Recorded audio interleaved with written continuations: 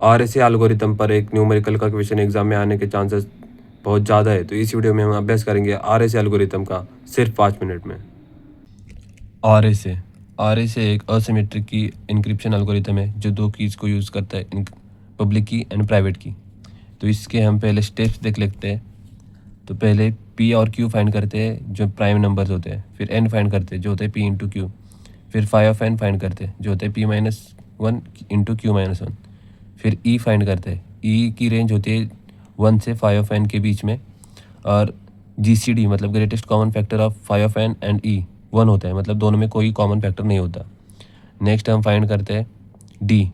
हमको ई पता है तो डी सॉल्व करने का फॉर्मूला है d into e mod phi of n is equal to 1। अभी इसको हम एक सिंपलेस्ट फार्मूले के साथ देखेंगे कि डी की वैल्यू कैसे निकलती है, क्योंकि ये तो समझ नहीं रहा है वैसे भी। तो इसका एक सिंपल फार्मूला एग्जिस्ट करता है, वो बताऊंगा। नेक्स्ट पब्लिक की क्या होती है ई कोमा एन, और प्राइवेट की क्या होती है डी कोमा एन। ठीक है, अभी इनक्रिप्शन जो होता है वो होता है पब्लिक की के साथ। हमको एक मैसेज दिया जाएगा, message raised to e mod n करेंगे, हमको इनक्रिप्टेड टेक्स्ट मिल जाएगा, साइफर टेक्स्ट। और डिक्रिप्ट करना हो तो हम प्राइवेट की के साथ करते हैं। तो हमको साइफर टेक्स्ट दिया जाता है, वो रेस्ट टू डी करेंगे, मॉड एन करेंगे, हमको नॉर्मल टेक्स्ट मिल जाएगा, डिक्रिप्टेड टेक्स्ट। अभी इस पे दो टाइप्स के सम आते हैं। पहले तो डायरेक्ट पी और क्यू दिया रहेगा और एक मैसेज दिया रहेगा, सेम स्टेप्स 1 बाय 1 फॉलो करना है और हमको एनक्रिप्टेड और डिक्रिप्टेड टेक्स्ट मिल जाएगा। दूसरा मैसेज इस तरह से पूछा जाता है कि user A and B wants to use RSA to communicate securely. A chooses public key 7119, B chooses public key as 13221 और कैलकुलेट करो उनके प्राइवेट कीज। तो वो देख लेते हैं। ये थोड़ा घुमावदार क्वेश्चन है और सिंपल वाला तो आप कर ही लोगे, ये बताता हूँ। तो हमको पब्लिक कीज दी गई है, ए ने चूज़ करी है 7 और 119। पब्लिक की क्या होती है ई कॉमा एन, तो ई की वैल्यू आ जाएगी 7, एन की वैल्यू आ जाएगी 111 फॉर ए। नेक्स्ट बी के लिए, बी ने पब्लिक की क्या चूज़ करी है 13221, तो 13 आ जाएगी ई की वैल्यू और 221 आ जाएगी एन की वैल्यू। तो हम प्राइवेट की फाइंड करेंगे, पहले फाइंड करेंगे ए के लिए। तो पहले हम पी एंड क्यू फाइंड करेंगे। तो एन का फॉर्मूला क्या था, n is equal to p into q, और दोनों ऐसे थे प्राइम नंबर्स। तो 119 के ऐसे दो फैक्टर निकालेंगे जो प्राइम नंबर्स होंगे। फिर कैलकुलेट करेंगे फाई ऑफ एन था P minus one into Q minus one, वो आया है 96। अभी हमारे पास ई है और फाई ऑफ एन की वैल्यू है, हमको फाइंड करना है डी। अभी डी फाइंड करने का सबसे ईजीएस्ट फॉर्मूला क्या है, d is equal to i into phi of n plus 1 upon e. इसको हम थोड़ा सा मॉडिफाई करके अपने कंटेक्स्ट में कैसे लिखेंगे, पहले लिखेंगे 1 प्लस, ताकि इटरेशंस लगाने में ईजी पड़े।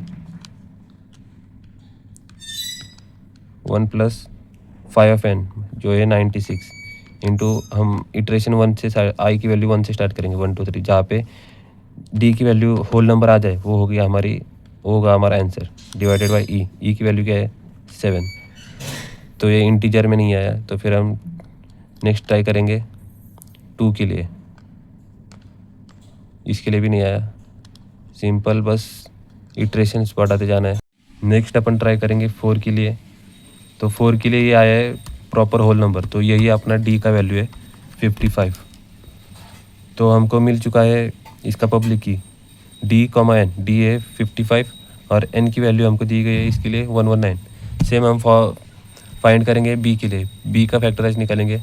एन की वैल्यू है बी के लिए 221, फिर 221 का फैक्टराइज मतलब ऐसा मल्टीप्लिकेशन निकालेंगे कि दोनों प्राइम नंबर्स हो। तो 13 इंटू 17 होता है 221 और दोनों प्राइम नंबर से। फिर अपन फाई ऑफ एन फाइंड करेंगे, फाई ऑफ एन होता है P minus one into Q minus one, तो आया है 192।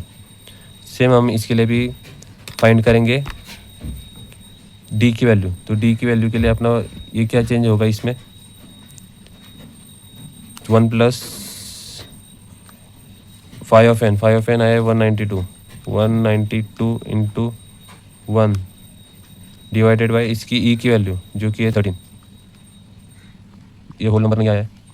हम ट्राई करेंगे 2 के लिए, इसके लिए भी नहीं आया। 3 के लिए मैं आपको करके मतलब इसका टाइम लग रहा है, नहीं तो बस इसमें बटन दबाने। 4 के लिए भी नहीं आया। ऐसे करते 8 हो गए। अभी 9 के लिए ट्राई करेंगे। हाँ, तो 9 के लिए आया है 133, एक होल नंबर है, तो हमारा डी का वैल्यू होगा 133। तो अभी हमको प्राइवेट की मिल चुकी है। एक के लिए डी की वैल्यू थी मतलब प्राइवेट की होती है D, तो ए की डी की वैल्यू है 55, एन उसने चूज़ करा था वो था 19119, सेम बी का 133,221। तो ये था RSA एल्गोरिथम। आपको कमेंट में ज़रूर बताना कि आपको समझा या नहीं।